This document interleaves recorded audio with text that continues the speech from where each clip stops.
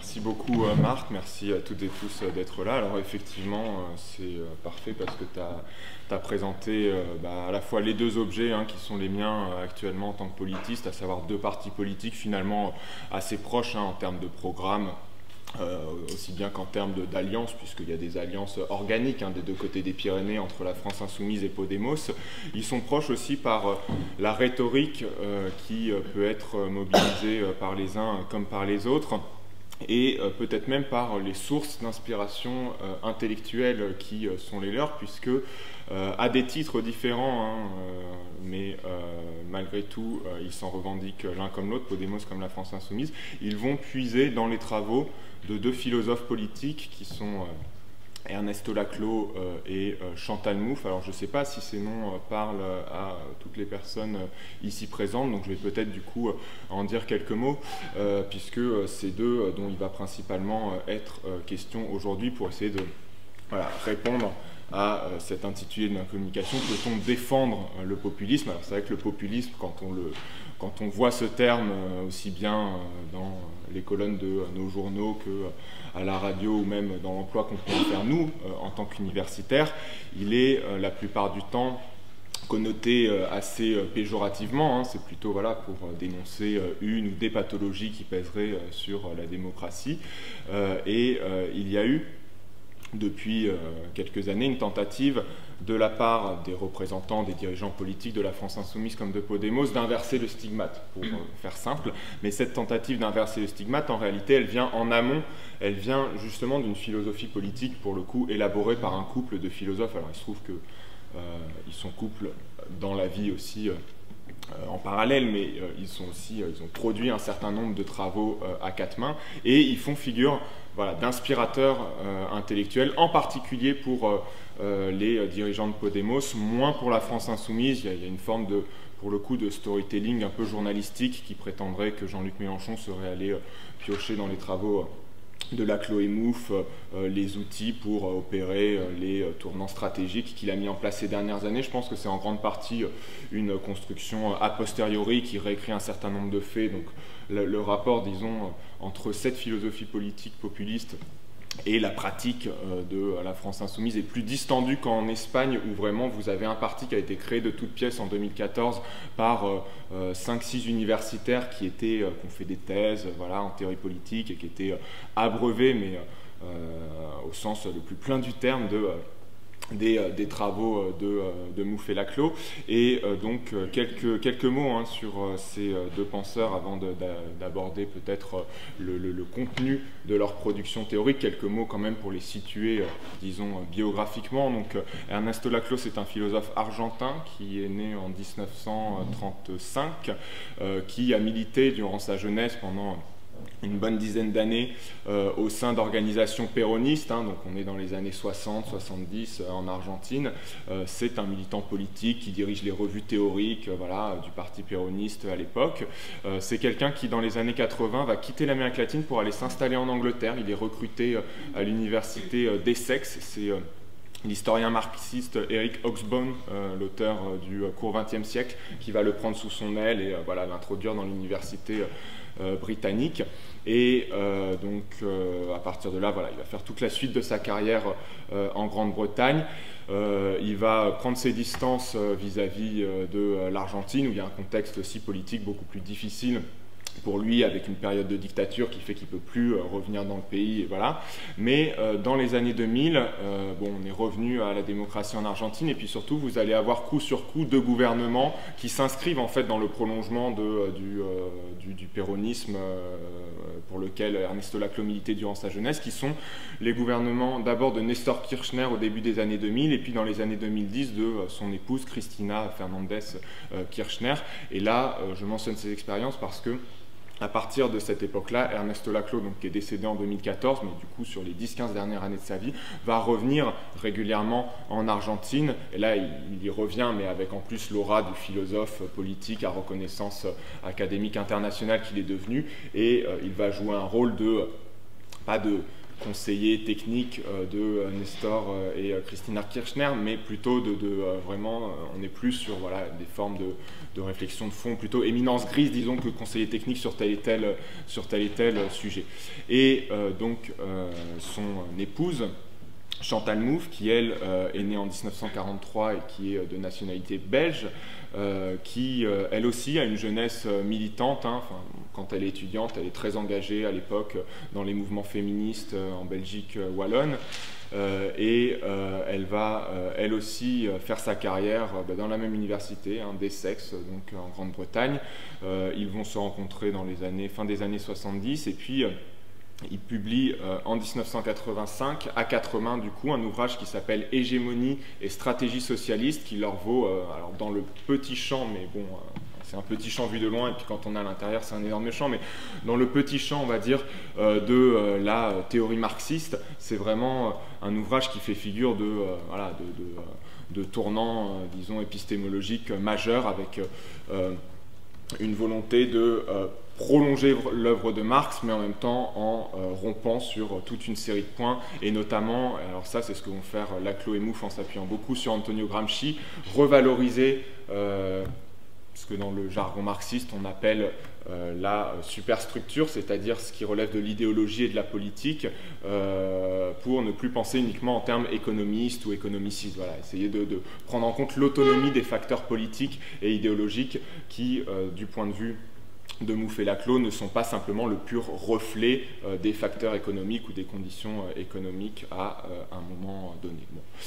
Voilà un petit peu pour présenter les deux auteurs dont je vais beaucoup m'abreuver durant cette discussion, parce que ce que j'aimerais faire, c'est essayer de présenter leur théorie du populisme. Ils ont élaboré ensemble une théorie du populisme qui, alors je le dis tout de suite pour que ce soit clair, c'est pas une théorie du populisme avec laquelle moi je suis en accord, c'est une théorie du populisme par contre que je trouve extrêmement stimulante et intéressante à discuter. Donc ce que je voudrais essayer de faire de manière un peu schématique, c'est essayer dans un premier temps de vous présenter leurs idées sur le sujet, et qui me semblent être des travaux, voilà, s'il fallait lire dans la pléthorique production académique, et je laisse de côté tout ce qui relève des travaux plus militants ou journalistiques, mais même dans la vaste production académique qui existe aujourd'hui sur le populisme, rien que ce mois-ci, il y a 3 ouvrages en français qui sont parus, dont celui de Pierre Rosan-Vallon. Voilà, s'il fallait s'orienter et aller chercher un seul ouvrage pour commencer, eh bien, alors je pourrais vous en conseiller plusieurs de Mouffe et Laclos si vous ne les avez pas encore lus, mais voilà, je conseillerais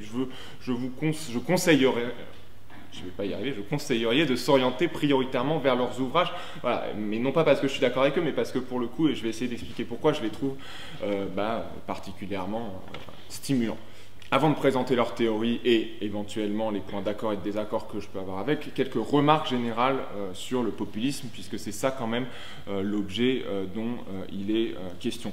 Bon, 5 remarques brèves, mais pour poser un petit peu, cadrer les choses, bon, on verra si vous êtes d'accord ou pas. S'il y a des questions ou des objections, on aura le temps d'y revenir tout à l'heure. Le premier point, juste qu'on observe, bon, il y a plein d'indicateurs qui permettent de voir ça, mais c'est que le mot même de populisme a fait l'objet d'une inflation galopante depuis, en gros, à peu près 3 décennies. Voilà, on peut voir, il y a sur Google Ngram par exemple, Google, ils ont numérisé 12 millions d'ouvrages dans les bibliothèques, et puis vous pouvez rentrer n'importe quel mot comme ça et vous voyez l'explosion de l'usage du terme populisme qui, voilà, aujourd'hui sert à analyser à peu près tout et n'importe quoi.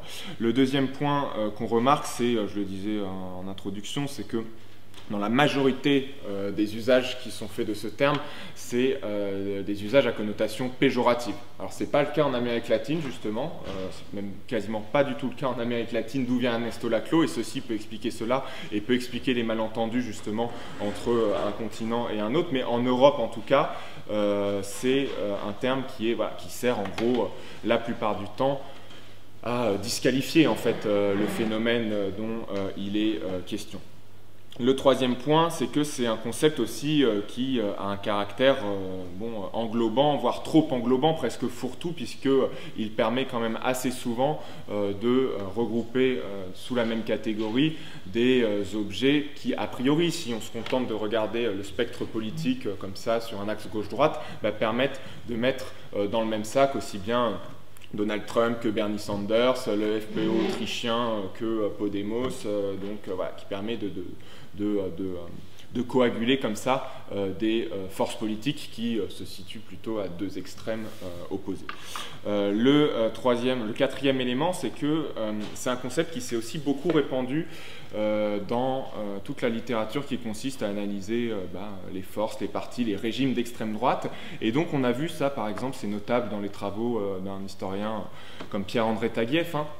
On a vu petit à petit des concepts qui étaient bien ancrés en sociologie, en histoire, en sciences politiques, même dans d'autres disciplines, comme ceux de xénophobie, de racisme, de nationalisme, ou même d'extrême droite, être remplacés par le concept de populisme. En fait, pour désigner les mêmes objets, pour désigner le Front National, par exemple, on est passé de parti nationaliste à parti nationaliste populiste, et puis maintenant à parti populiste. Et ça, mine de rien, ça contribue parfois, notamment lorsque c'est appliqué à des groupes néo-nazis comme Aube dorée en Grèce, ou même à nouveau le FPÖ qui est d'une lignée directement néo-nazie aussi, ça contribue quand même à, disons, à euphémiser la portée extrémiste de ces groupes, et parfois même c'est leur faire cadeau que de les qualifier de populistes, puisque rapidement ensuite leurs dirigeants vont dire populistes, bah oui on est populiste puisqu'on est du côté du peuple. Voilà, c'est ce côté écran du concept.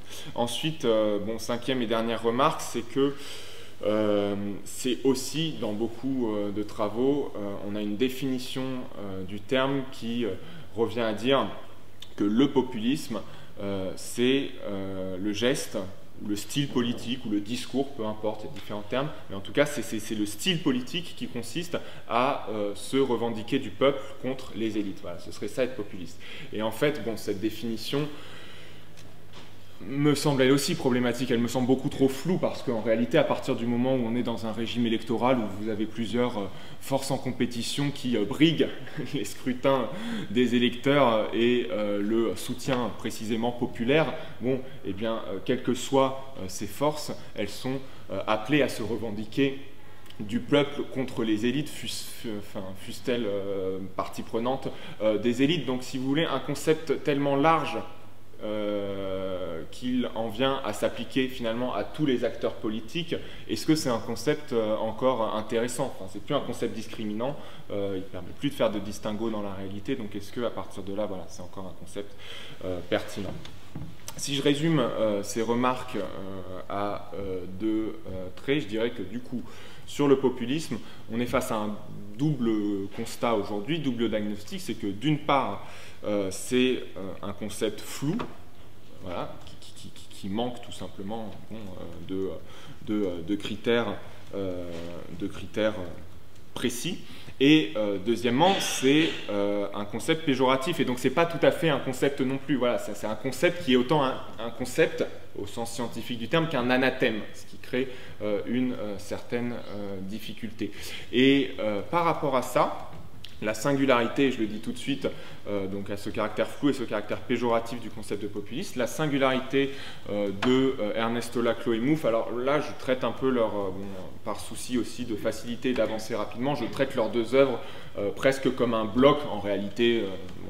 Si on voulait avoir une discussion méticuleuse, on pourrait aller chercher des nuances entre ce que dit Chantal Mouffe et Ernesto Laclau, mais ils ont écrit à plusieurs reprises ensemble, leurs idées se recoupent quand même très étroitement, donc voilà, je les traite un petit peu comme un bloc. Mais les singularités de leur pensée, c'est d'avoir d'une part chercher, c'est le premier élément, à donner un contenu précis et opératoire à ce concept, je vais l'expliquer dans un instant. Et deuxième élément tout à fait intéressant, c'est ce dont je parlais tout à l'heure sur le fait de tenter un renversement du stigmate, c'est que pour eux, le populisme n'est pas la grande menace qui pèse sur les démocraties modernes et les démocraties libérales, mais c'est au contraire une espèce de remède émancipateur qui permet à ces régimes de retrouver leur sens initial, à savoir une visée d'émancipation. Donc on est plutôt à l'inverse, dans une connotation, disons, améliorative du populisme.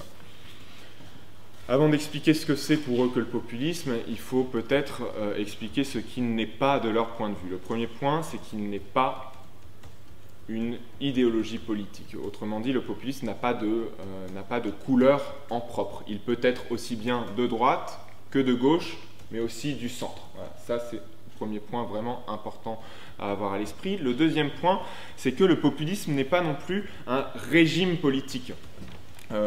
On a beaucoup essayé de penser le populisme comme un nouveau type de régime qui serait spécifique à la modernité, qui viendrait s'ajouter aux typologies un peu classiques, héritées d'Aristote ou de Montesquieu. Voilà, on avait la démocratie, l'aristocratie, la monarchie, et puis on aurait un nouveau type de régime, le populisme, qui serait quelque chose d'un peu hybride, finalement à mi-chemin entre la démocratie et puis l'autoritarisme. Non, pour Laclos et Mouffe, le populisme n'est pas un régime politique, n'est pas un ensemble d'institutions et de pratiques.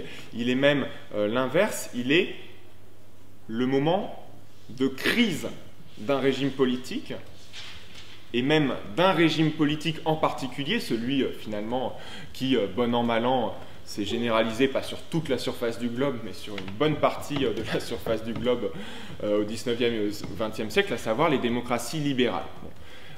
Le point de départ de Mouffe et Laclos, c'est que ce régime, c'est plus ou moins avec certaines difficultés, mais en tout cas, voilà, c'est généralisé sur la surface du globe. Et le constat, notamment de Chantal Mouffe, c'est que ce régime, la démocratie libérale, c'est comme ça qu'elle l'appelle, est un régime qui est tiraillé entre ces deux pôles, que sont d'un côté la démocratie et de l'autre le libéralisme, mais qu'on pourrait décliner de plein de façons. D'un côté, l'égalité, qui serait plutôt propre à la logique démocratique, de l'autre côté, la liberté, qui serait plutôt l'ADN de la matrice libérale. D'un côté, les droits sociaux, de l'autre, les droits individuels. D'un côté, le collectif, de l'autre côté, l'individu. D'un côté, les représentants et de l'autre côté les représentés. Voilà, on a, à chaque fois qu'on cherche à définir la démocratie libérale, on se rend compte qu'elle est un espèce d'alliage entre deux éléments, tous les couples là, notionnels que je viens d'énoncer, mais deux éléments pour lesquels l'harmonie n'est pas quelque chose de naturel, qui sont plutôt voilà, en tension, sur égalité et liberté. Peut-être, il n'y a pas forcément besoin d'exemples, c'est des tensions qui vont de pair. De manière plus pratique, les tensions entre les représentés et leurs représentants, c'est quelque chose aussi qu'on peut observer de manière assez intuitive.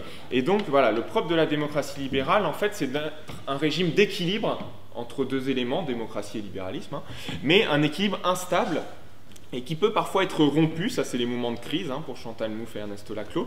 Quand est-ce que cet équilibre est rompu et qu'il y a crise de la démocratie libérale? Eh bien quand l'élément libéral, finalement, l'emporte sur l'élément démocratique au point de presque en venir à annihiler cet élément démocratique. Alors là, on tombe dans la sécession des élites, dans une espèce de remise en question de la souveraineté du peuple, dans la soumission de la logique politique à une logique économique et oligarchique. Enfin, c'est ces moments-là où le libéralisme, finalement l'équilibre est rompu et le libéralisme l'emporte sur la démocratie. Ça, c'est des moments de crise de la démocratie libérale, puisque en tant qu'équilibre entre les deux, cet équilibre est rompu. Et dans ces crises de la démocratie libérale, qui ne sont pas quelque chose de spécifique à la France ou l'Europe des années 90-2000. C'est des choses qu'on observe à intervalles réguliers depuis à minima un siècle et demi dans tous les pays qui ont institué ce type de régime. Dans ce type de moment historique de crise de la démocratie libérale, eh bien, surgissent précisément des forces populistes qui... Alors là, c'est vraiment un point important. Ces forces populistes, on a parfois tendance à les présenter comme opposées justement à la démocratie libérale. Aujourd'hui, c'est souvent ça dans le discours. C'est les populistes, c'est ceux qui pensaient à Orban, etc. C'est ceux qui veulent se débarrasser de la démocratie libérale. Mais non, en fait, dans l'analyse de Mouffe et Laclos, les populistes, c'est précisément ceux qui viennent restaurer l'équilibre qui vient d'être rompu entre démocratie et libéralisme. C'est des forces démocratiques qui viennent non pas éradiquer le libéralisme, les libertés constitutionnelles, voilà, les garanties juridiques sur les droits fondamentaux, mais qui viennent rappeler à la logique libérale qu'elle doit cohabiter avec la logique populiste. Et donc finalement, voilà, c'est des forces qui incarnent l'irruption du peuple, mais non pas pour se débarrasser du libéralisme, mais plutôt pour rééquilibrer les deux éléments. Et donc, je viens de parler d'irruption du peuple, on en vient à la définition. Après avoir expliqué ce que le populisme n'était pas à leurs yeux, on peut maintenant donner une définition, disons, en positif. Je vais citer Ernesto Laclau, qui dans un ouvrage, disons, qui condense toutes ces analyses, qui a été traduit en français sous le titre de La raison populiste. C'est un livre qui date de 2005, il est aux éditions du Seuil. Ernesto Laclau dit, dès l'introduction de cet ouvrage, le populisme est tout simplement une manière de construire le peuple. Alors, il faut partir de cette citation et la déplier pour essayer de comprendre ce qu'ils entendent par populisme. Le populisme est une manière de construire le peuple. Ça signifie une chose importante, c'est que le peuple n'est pas une donnée première. Le peuple n'a pas d'existence préétablie. Le peuple n'a pas d'essence. S'il y a peuple, c'est que le peuple a été construit. Au départ, vous n'avez pas un peuple au singulier, vous avez des intérêts qui sont disparates, des corporations, des secteurs de la population qui ont chacun leurs intérêts, leurs valeurs, leurs coutumes. Et précisément, le populisme, c'est le discours, parce que c'est un discours, qui va unifier, homogénéiser, articuler, ça c'est le terme qu'il utilise, Mouffe-Laclau, qui va articuler ces éléments disparates de la société. Donc, dans leur esprit, ce n'est pas le peuple, le populisme, ce n'est pas le peuple qui se met à faire de la politique et qui entrerait sur la scène politique, c'est à l'inverse la politique qui constitue le peuple. Le peuple ne préexiste pas à la politique. Le peuple n'est pas un sujet existant qui, par moments, se réfugierait dans la passivité, l'abstention, voilà, l'inaction, et qui, à d'autres moments, entrerait en politique. Alors là, ce serait le populisme. Non. Le peuple n'a pas d'existence objective, et en particulier, il n'a pas, et là c'est une polémique aussi, peut-être que je devrais le dire comme ça pour mieux le faire comprendre, c'est à ce moment-là, Ernesto Laclau et Chantal Mouffe sont en train de polémiquer à la fois avec tous ceux qui donnent une définition, on va dire, culturelle ou même ethnique d'ailleurs du peuple, qui dirait les peuples, ils existent, enfin, ils sont là parce qu'ils ont une langue, ils ont des coutumes qui les rassemblent, voire dans certains discours racistes, ils ont un code biologique. Voilà, donc là il y a vraiment une prise de distance avec tous ces discours-là qui confèrent au peuple d'emblée une espèce d'essence, soit biologique, soit culturelle. Mais il y a aussi, de la part de Mouffe-Laclau, une volonté de ferrailler avec des adversaires qui se trouvent de l'autre côté, disons, du spectre politique, à savoir les marxistes, qui considèrent eux aussi que le peuple a une existence objective. Alors c'est certes pas le peuple défini en tant que nation ou que ethnie, mais c'est le peuple assimilé au prolétariat. Et donc le peuple existe d'emblée de par sa position dans les rapports de production. Voilà, si vous êtes un prolétaire, si vous êtes obligé de vendre votre force de travail pour survivre, vous faites partie du peuple. Et ce que disent Ernesto Laclau et Chantal Mouffe, c'est que non, le peuple en réalité est non pas le point de départ de la politique, mais au contraire son résultat. Il est le produit d'opérations politiques, de discours politiques qui vont insuffler de l'unité et faire qu'on peut parler finalement d'un peuple, là où régnait de la multiplicité et des éléments disparates. Il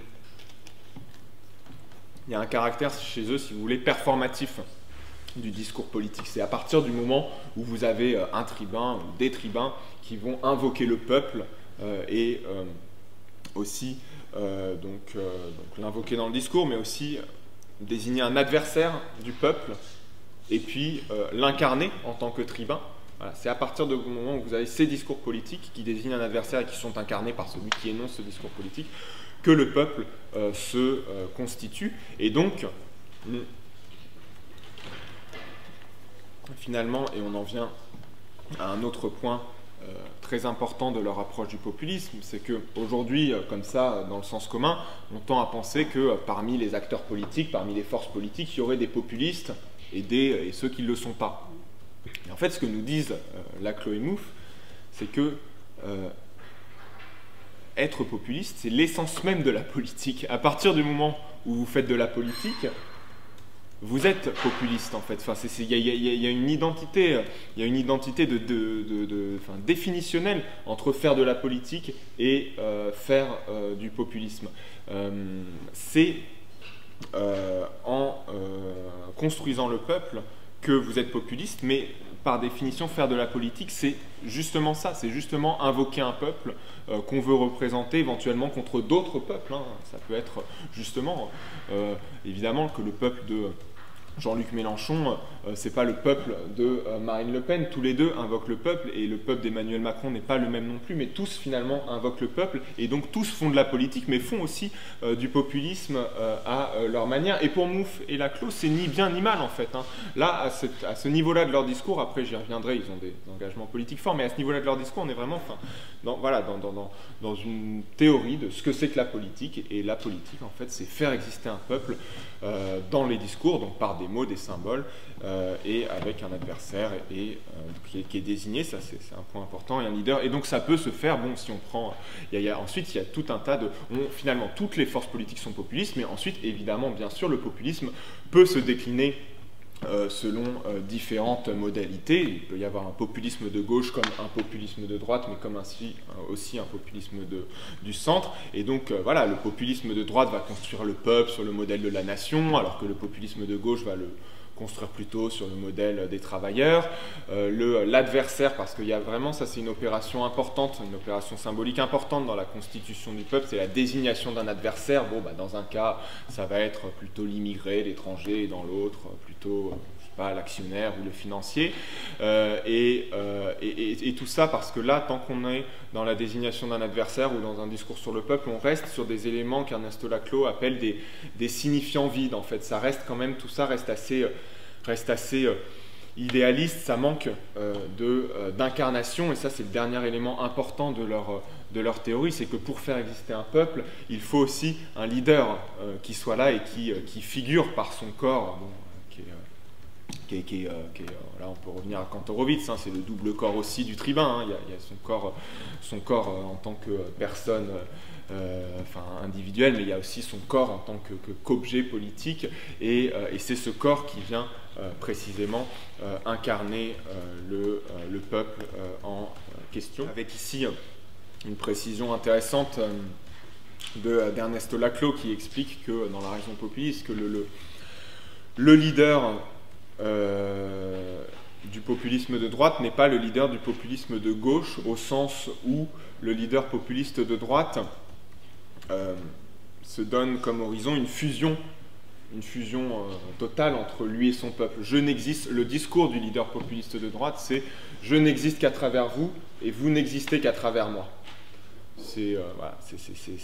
Disons, cette formule résume assez bien l'horizon du leader populiste de droite, alors que le leader populiste de gauche, tel que l'envisage Ernesto Laclos, aurait plutôt tendance à adresser à son peuple ce signal, ou enfin plutôt cette adresse justement: peuple, n'oublie pas de critiquer celui qui parle en ton nom.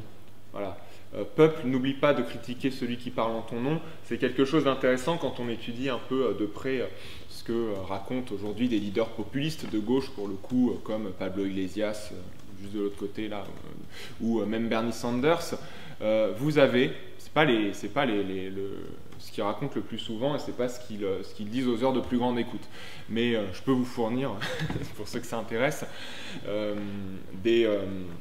des extraits quand même d'interviews, de discours en meeting, où vous verrez aussi bien Sanders que Pablo Iglesias haranguer comme ça leurs partisans, hein, leur soutien, en leur disant: écoutez, aujourd'hui je ne suis pas au pouvoir, demain peut-être, je l'espère, vous l'espérez, j'y serai, Mais le jour où je serai au pouvoir, ce jour-là, n'oubliez pas que votre rôle ne sera plus de me soutenir, de me pousser comme vous le faites aujourd'hui en meeting, mais au contraire de faire pression sur moi, de me contester, de me challenger, pour que précisément je tienne les promesses que je tiens aujourd'hui devant vous, mais que demain, quand je serai au gouvernement, je serai de facto amené à renier parce que toutes les pressions qui pèseront sur moi m'amèneront à les renier. Et donc, si vous voulez, dans ce type de discours que Ernesto Laclau identifie aussi, lui, dans son livre, il parle de Perón évidemment, mais de Nelson Mandela aussi. Voilà, dans ce type de discours, il y a, bon, ça vaut ce que ça vaut, mais il y a quand même une tentative de maintenir un écart entre le leader et le peuple représenté. On n'est pas tout à fait dans le modèle de la fusion entre les deux. Alors, voilà, ça c'était pour présenter un petit peu leur théorie sur le populisme, qui, vous l'avez compris, est aussi une théorie sur le politique en général et la démocratie. Ce que je voudrais souligner dans ce deuxième temps de mon intervention, mais en fait, je vais commencer à 40... Oui, ça va, il me reste un quart d'heure, 20 minutes. C'est donc l'intérêt que je trouve à leur théorie, mais aussi peut-être les limites précisément qu'il peut y avoir. Le grand intérêt, la grande force de leur approche, elle réside pour moi dans leur conceptualisation de ce qu'est la politique.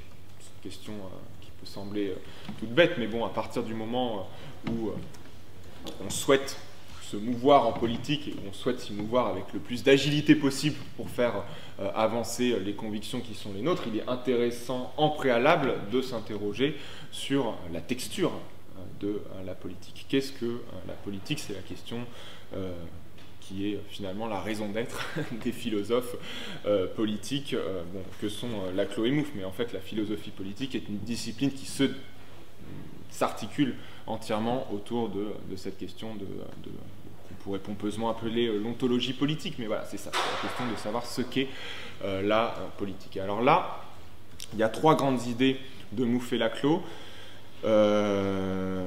qui sont, alors c'est évidemment pas les seuls à les avoir, mais quand même qui font leur singularité, qui font qu'ils sont assez minoritaires dans, disons, leur champ à tenir ces idées.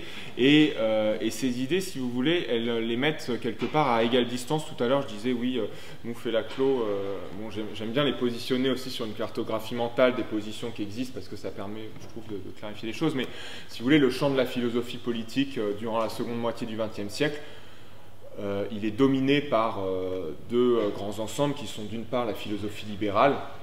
Si vous voulez des figures emblématiques, vous pouvez penser à Rawls ou Habermas, Rorty aussi, et d'autre part la philosophie marxiste quand même toujours très présente.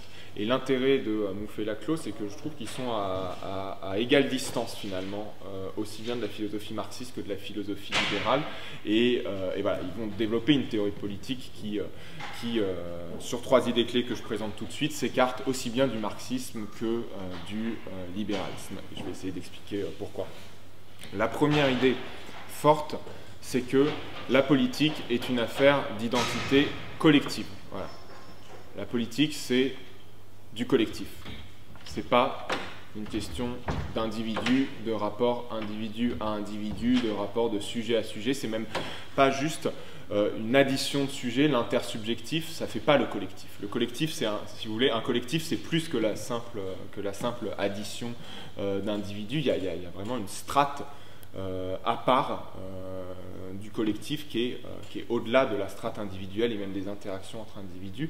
Et pour Mouffe et Laclau, la politique, c'est réellement ce qui relève, et politique, tout ce qui relève des logiques de groupe, de foule, de masse, et non des logiques individuelles. À partir du moment où vous êtes dans un raisonnement sur des individus, ou qui prend comme point de départ des individus, vous êtes dans le domaine de l'économie éventuellement, avec les intérêts des uns et des autres qui se confrontent sur un marché, vous êtes dans le domaine de l'économie, ou bien dans le domaine de la morale aussi, avec les éthiques des uns et des autres qui peuvent se confronter, mais vous n'êtes pas dans le domaine de la politique. Et ça, par exemple, si vous voulez, c'est un point qui sépare radicalement Mouffe et Laclau de toutes les théories contractualistes, les théories du contrat social quand même, où il y a du social parce que des individus, au départ, ce qui est premier pour tous les théoriciens du contrat social, que ce soit Locke, Rousseau ou Hobbes, mais même pour les néocontractualistes comme Rawls, c'est les individus. L'entité première, c'est les individus.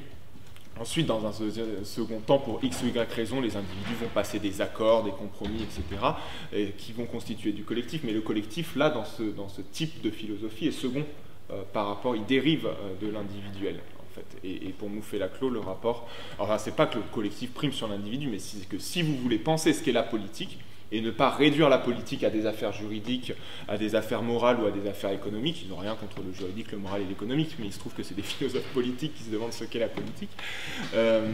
Si vous voulez penser ce qu'est la politique, il faut prendre comme point de départ que la politique, c'est une affaire de collectif. Ça, c'est leur première grande idée. La deuxième idée, c'est que ces identités... Bon, on peut le formuler, je vais le formuler tout de suite de manière lapidaire.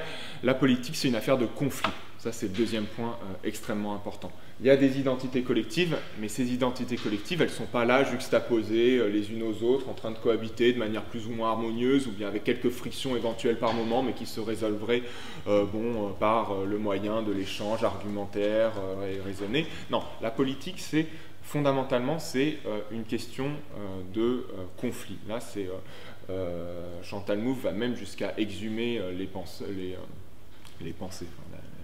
la réflexion de Carl Schmitt, un juriste du Troisième Reich, dans la notion de politique, précisément dans cet ouvrage.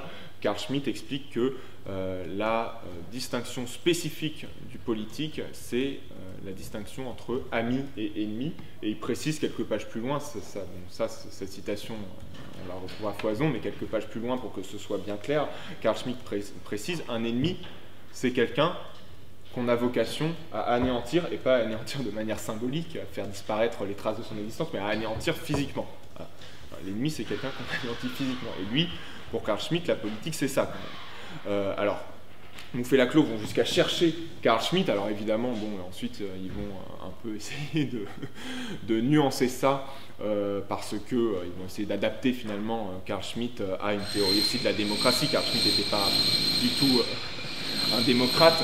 Mouffe-Laclos essaye de faire rentrer le conflit, de rendre compatible le conflit politique avec la démocratie. Et donc c'est pour ça que pour eux, ils expliquent que le conflit politique, ce n'est pas un conflit avec des ennemis, mais plutôt avec des adversaires.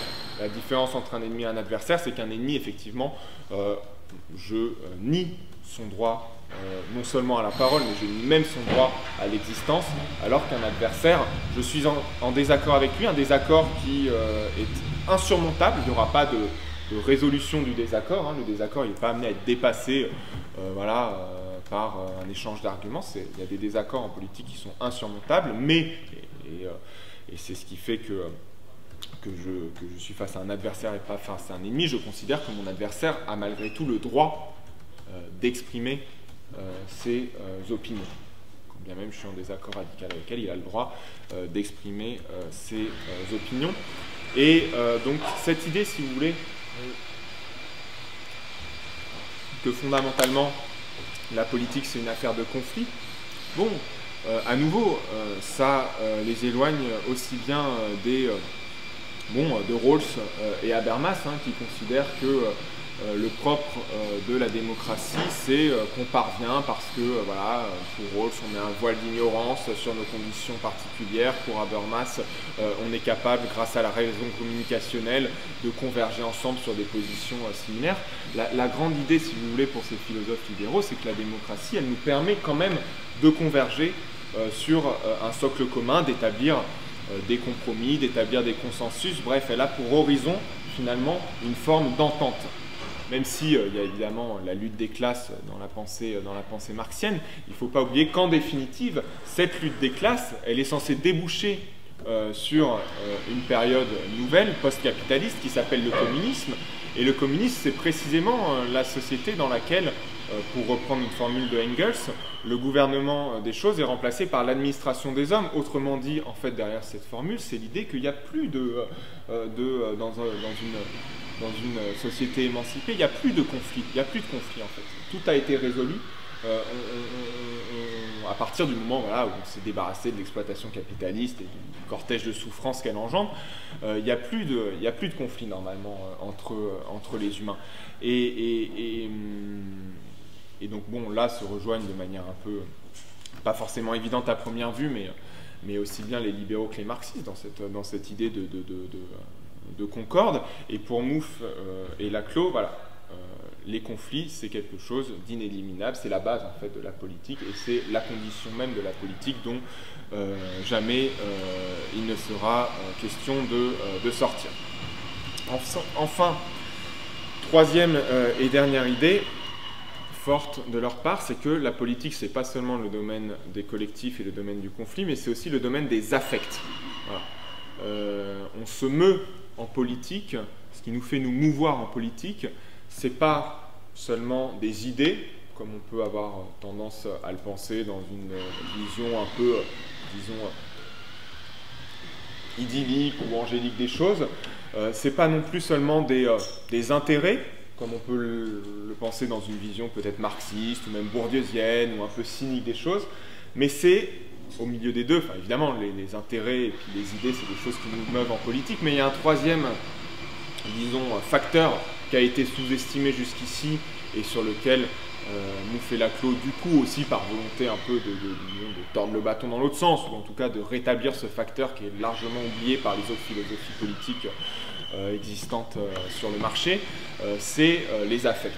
Et donc là, voilà, ils vont aussi lier les trois dimensions. Quand je disais le politique, c'est du collectif, du conflit et des affects, c'est, si vous voulez, ce qui constitue des collectifs, ce qui fait des identités collectives, c'est moins de leur point de vue des intérêts partagés entre prolétaires, c'est moins des idées ou des arguments, c'est surtout des affects au sens vraiment basique du terme, des moments de joie, des moments d'effusion, des moments d'effervescence, des moments de tristesse et de déception aussi, mais voilà, c'est des rêves, mais des rêves pas au sens disons individuel du terme qu'on peut faire la nuit, mais des rêves, des espoirs, des colères communes, c'est ça qui soude les collectifs, et donc c'est d'où l'importance et la place qu'ils accordent dans leur théorie aux affects. Alors là, ils vont déterrer notamment Freud, parce que dans Analyse du moi et Analyse des foules, enfin c'est plus ça exactement le texte, mais je ne l'ai plus, mais bon, vous avez dans les réflexions de Freud sur ce qu'est le social, voilà, vous avez des textes qui expliquent que fondamentalement, le lien social, ce qui fait le collectif, c'est un lien libidinal, c'est lié à des désirs, et c'est lié aussi à la projection là on retrouve la thématique du chef et du tribun, c'est aussi le chef lui-même en fait qui suscite finalement des affects partagés chez tous ses admirateurs, donc voilà, il y a cet élément, et un point important que disent Mouffe et Laclos, c'est qu'on a souvent eu tendance aussi à penser que c'était sale les affects et que finalement les seules forces politiques au XXe siècle qui auraient mobilisé les affects, ce serait en fait Mussolini, Hitler, Staline aussi, que donc en fait les affects forcément ce serait dangereux parce qu'au final ça conduit au totalitarisme, donc méfions-nous des affects, une bonne politique, c'est une politique voilà, qui se fait sur la base des idées. Et en fait, là, il y a un point aussi, disons, de litige, quoi. Mouffe et Laclos expliquent non, mais en fait, les affects, que vous le vouliez ou non, c'est ça, en fait, qui fait la texture de la politique, quoi. Il n'y a pas de monopole des affects par les expériences totalitaires du milieu du XXe siècle. En fait, toute politique fonctionne à l'affect. Et d'ailleurs, il y a intérêt même, en un sens, pour les forces, disons, démocrates au sens large du terme, il y a intérêt pour elles à ne pas avoir peur de jouer sur les affects et à chercher, ne pas s'empêcher aussi de convoquer nos propres affects, les affects de nos militants, les affects de nos électeurs, parce qu'en fait, si on laisse les affects précisément aux forces totalitaires, eh bien on leur laisse c'est ce qui fait leur force aussi, puisque c'est ça l'essence même de la politique. Donc ça c'était, voilà, vous l'aurez compris parce que j'ai pas fait beaucoup de critiques sur tout ça. Je pense que vraiment toutes ces idées, moi, elles j'ai pas besoin de le répéter, ils le disent mieux que je ne saurais le dire, mais voilà, toutes ces idées sur la politique, moi c'est des idées qui me parlent, qui me semblent fortes, qui me semblent intéressantes pour comprendre de quoi il s'agit. Il y a toute une théorie de la démocratie aussi chez Ernesto Laclos et Chantal Mouffe, et d'ailleurs c'est souvent comme ça qu'ils sont présentés. Bon, alors tout le monde n'en avait pas forcément entendu parler d'eux ici, mais peut-être pour celles et ceux parmi vous qui avaient déjà entendu ces noms de Mouffe et Laclos, très souvent quand on les présente, on parle d'eux comme les théoriciens de la démocratie radicale. Voilà, c'est comme ça qu'ils sont souvent présentés, théoriciens de la démocratie radicale. Et notamment, typiquement, parce qu'en allant chercher comme source d'inspiration quelqu'un comme Carl Schmitt, qui est vraiment l'une des, une des 2-3 personnes qui font office de source d'inspiration intellectuelle première pour Chantal Mouffe, bon, effectivement, il y a quelque chose d'un peu radical, sulfureux, voire même problématique, quoi. Et en fait, le point, simple sur lequel je voudrais insister, c'est que en réalité, Mouffe et Laclos sont perçus, je parle de la question de la démocratie, sont perçus sur la question de la démocratie comme beaucoup plus radicaux qu'ils ne sont réellement. En fait, ils ne font que défendre une théorie libérale de la démocratie. Pour le coup, là, c'est ce que je voudrais montrer en quelques points, mais ils reprennent vraiment la théorie la plus classique et la plus classique du libéralisme politique sur ce qu'est la démocratie. Et là-dessus, précisément, alors que souvent, voilà, on les crédite d'avoir renouvelé la théorie de la démocratie, d'avoir été la pensée au-delà des élections, au-delà de sa forme actuelle. En fait, non, justement, ils restent prisonniers d'une conception très, oui, je ne sais pas comment le dire autrement, très classique, très libérale de la démocratie. Donc vous l'aurez compris, pour le dire encore différemment, ce qui me gêne dans leur théorie de la démocratie, c'est pas qu'elle serait trop radicale et qu'elle mettrait en péril les formes réellement existantes de la démocratie, mais plutôt je leur adresse le reproche d'être trop peu radicaux en fait, et de reconduire tout un tas de philosophèmes ou d'idées conçues sur ce qu'est la démocratie. Je réfléchis parce que bon, en fait, c'est pas très intéressant que je détaille ça, mais bon, enfin, si vous voulez, pour eux, un point par exemple qui est rabâché dans leurs ouvrages, et là je cite Chantal Mouffe, elle dit: pour moi la démocratie a nécessairement un caractère partisan. Voilà, incapable de penser la démocratie au-delà des partis politiques, alors que bon, sans être du tout sans avoir besoin d'être de conviction anarchiste, on peut tout à fait considérer que les partis sont un problème pour la démocratie. Enfin, il y a tout un tas de travaux en sciences politiques sur les partis et le caractère antidémocratique des partis.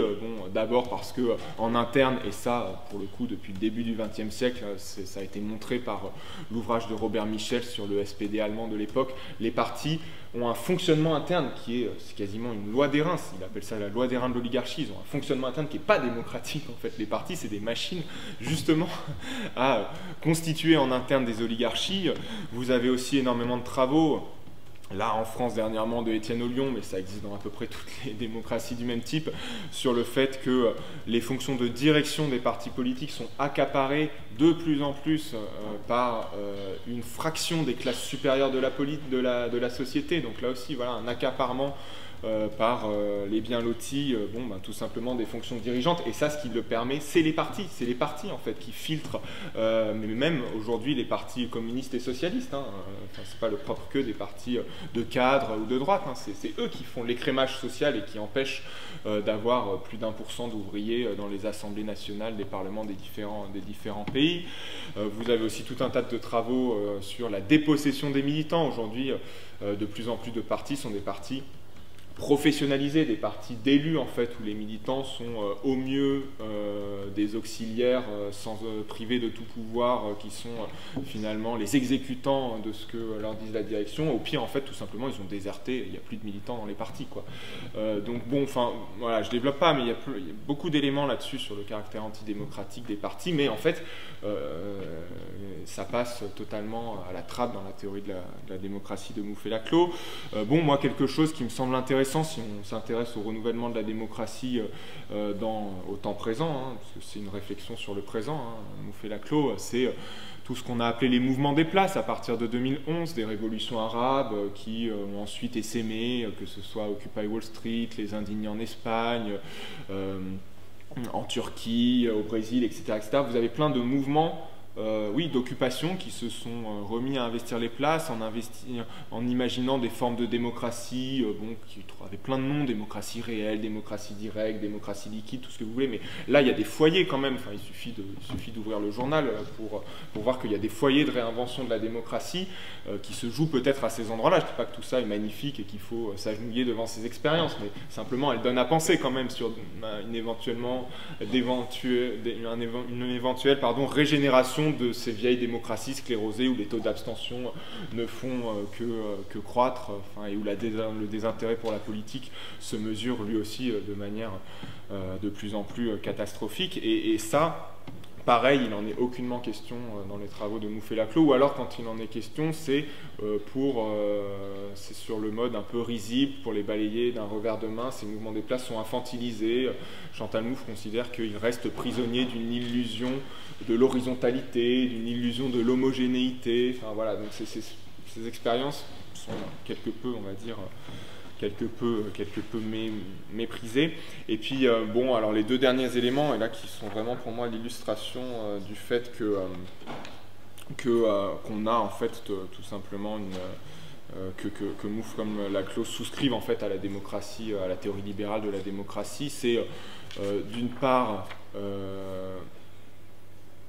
cette idée que la démocratie laissée à elle seule, c'est-à-dire non compensée par l'autre élément qui est l'élément libéral, serait quelque chose de liberticide. Ça, c'est un des grands arguments de la pensée libérale. Attention, la démocratie, oui, c'est bien, c'est mieux que la monarchie, que l'aristocratie, mais quand même, pas trop de démocratie quand on revient aux sources de la pensée libérale. Enfin, je veux dire, telle qu'elle est formulée par Constant, par Guizot, par les pères fondateurs aux États-Unis. Enfin, c'est une pensée qui est quand même hostile à la démocratie, ou en tout cas qui est très ambiguë vis-à-vis de la démocratie et qui ne cesse quand même de pointer les risques liberticides de la démocratie. Voilà. En disant mais si il est faux que le peuple ait toujours raison, regardez, si on lui laisse libre cours, il va commettre des atrocités. Et puis effectivement, c'est vrai, de fait, je veux dire, en 1793, à Athènes, dans les moments où s'expérimente, disons, la démocratie à l'état pur, jamais à l'état pur, mais à l'état le plus proche de ce qui pourrait être une démocratie chimiquement pure, oui, il y a des dérives, certes. Bon, simplement, est-ce que c'est le libéralisme qui permet de pallier à ces dérives? Est-ce que le libéralisme, par les préconisations pratiques qu'il fait, par exemple, faites des élections plutôt que d'avoir des peuples qui s'autogouvernent, ou bien mettez en place des cours constitutionnels, est-ce que c'est le libéralisme qui permet d'éviter la dérive liberticide de la démocratie? Bon, pour Mouffe-Laclos, oui, clairement. Moi, je suis plus sceptique sur cette question-là. Et puis enfin, le tout dernier point, c'est sur voilà, la question des... en fait, l'idée à laquelle ils souscrivent aussi, c'est que, disons, un peuple ne peut exister que s'il se dote de représentants, voire d'un représentant, d'un leader. Ça, c'est la base chez Thomas Hobbes, les citoyens, enfin, en tout cas les individus précisément avant qu'intervienne le Léviathan, en fait, il n'y a pas d'état civil, en fait. Ils ne sont pas unis par quoi que ce soit. Ce qui les unit, en fait, ce qui confère une unité au représenté, c'est précisément l'existence du représentant. En fait, c'est le représentant qui donne son unité au représenté. Et ça, c'est des idées qu'on trouve tout à fait dans la raison populiste de Mouffe-Laclos. Et en fait, là-dessus, pour moi, Laclos est même en deçà de la pensée libérale, qui est une pensée donc, de la représentation. Voilà, un peuple ne peut exister que s'il se dote de représentants. Il est incapable d'exister par lui-même, quoi. Il a une espèce de carence ontologique. Donc on est dans une logique là, de la représentation chez les libéraux et chez Ernesto Laclos, c'est, de mon point de vue, donc bon, vous l'aurez compris, assez démocrate radical, avec une tendance libertaire. De mon point de vue, en fait, Ernesto Laclos, donc lui qui est même plus dans une logique de la représentation, il est dans une logique, de l'incarnation. Il n'y a de peuple que s'il y a un leader pour l'incarner. Là, je vous cite quelques extraits de la raison populiste parce que c'est des choses qui, pour moi, sont édifiantes.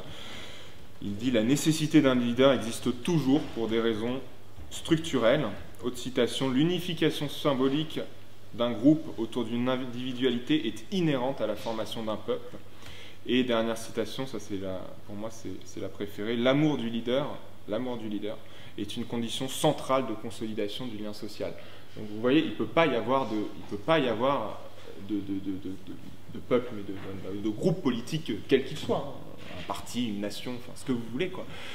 S'il n'y a pas un leader qui en plus est aimé par son peuple, quoi. Et ça, bon, pour moi, c'est difficile d'être démocrate et de dire des choses de cette nature. Donc voilà, c'est pour ça que autant sur la politique, ils m'ont donné beaucoup à penser, autant sur la démocratie, je suis beaucoup plus sceptique sur la valeur de leurs analyses. Voilà, je vous remercie de votre attention. Merci beaucoup.